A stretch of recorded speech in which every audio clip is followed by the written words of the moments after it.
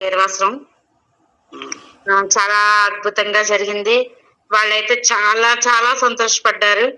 మేము వెళ్ళి పారాయణం చేయడం అన్నది వాళ్ళు హ్యాపీ ఫీల్ అయ్యారు. ఆవిడైతే ఇంకా సుబ్బలక్ష్మి గారైతే కన్నీళ్లు కూడా పెట్టుకున్నారన్నమాట. స్వామిని అందరూ వ్యాపారంగా చేస్తున్నారమ్మా. వ్యాపారంగా చేయడం అన్నది మాకిష్టం లేదు. ఎందుకంటే నేను మా వారు కూడా కుంటివాళ్ళైపోయినా, గుడ్డివాళ్ళమైపోయినా కూడా మమ్మల్ని స్వామి నడిపిస్తున్నారు. ఇంతంత పెద్ద పెద్ద బాధ్యతలు నిర్వర్తించేలా చేస్తున్నారంటే అది స్వామి దయ వల్లేనమ్మా. మీ గురించి కూడా మేము చాలా మంది దగ్గర విన్నాము. భీమవరంలో శ్రీపాద శ్రీవల్లభ స్వామి సేవకులంట సిద్ధమంగళ స్తోత్రం చాలా ఏంటి నిస్వార్థంగా చేస్తున్నారంట అని చెప్తూ ఉంటే మాకు చాలా సంతోషం అనిపించిందమ్మా. మీరు అప్పుడు పోయిన సంవత్సరం వచ్చినప్పుడు అలా ఉన్నారు, ఇప్పుడే అలాగే ఉన్నారు, ఇప్పుడే అదే విధంగా చేశారమ్మా అని చెప్పి ఆవిడ మమ్మల్ని అసలు మెచ్చుకుంటుంటే చాలా ఆనందంగా అనిపించింది. స్వామి దగ్గర మాకు అదే కదా కావాలి.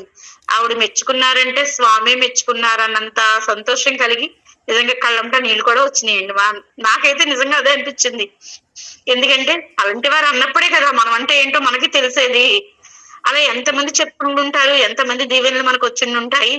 వారందరి దీవెనల వల్లే ఇలాగా ఉదయం తెల్లవారు లేసిన కాడి నుంచి మనందరం కూడా ఏదో రకంగా బజార్లలో బళ్ళ మీద పారాయణాలకు తిరుగుతూనే ఉన్నాం. ఏనాడు ఎప్పుడు ఎవ్వరికి కూడా ఎటువంటి ప్రమాదం జరగలేదు, జరగనివ్వడు కూడా స్వామి. మంచి ఎండలో మండు టెండలో 108 కంప్లీట్ చేసాం. ఒక్కరు కూడా ఆపకుండా చాలా బాగా వచ్చేవారు. అప్పుడు కూడా మనకి ఎవరికి ఏది అవలా. ఇప్పుడు కూడా అంతే.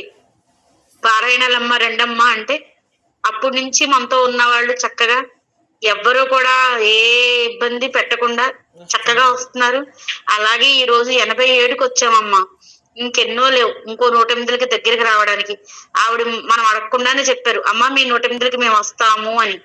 అసలు ఆవిడ 108కి రావడం అంటే శ్రీపాద శ్రీవల్లభ స్వామి తన సోదరుని పంపించినట్టే మన దగ్గరికి. వాసవి కన్యకా పరమేశ్వరి తల్లి మన దగ్గరికి వచ్చినట్టే. నిజంగా అంత ఆనందం నాకు అనిపించింది. ఆవిడ వచ్చిన రోజున మనం అందరం కూడా అంగరంగ వైభవంగా ఆనందంగా ఆవిడ ఆహ్వానించుకుని ఆవిడ చెప్పే పవిత్రమైన మాటలు, మంచి మాటలు మనందరం కూడా వినాలి. ఆ రోజు కోసం మనం అందరం వెయిట్ చేద్దాము. అది ఆగస్టు నెలలోనే అవుతుంది. ఆగస్టు నెలలో అయినప్పుడు మన అందరం కలిసి చాలా చక్కగా ఆ కార్యక్రమాన్ని పూర్తి చేసుకోవాలి. అది అలా ఉండగానే ఇంటికి రాగానే ఇంకో వార్త ఏంటంటే షిరిడి సాయి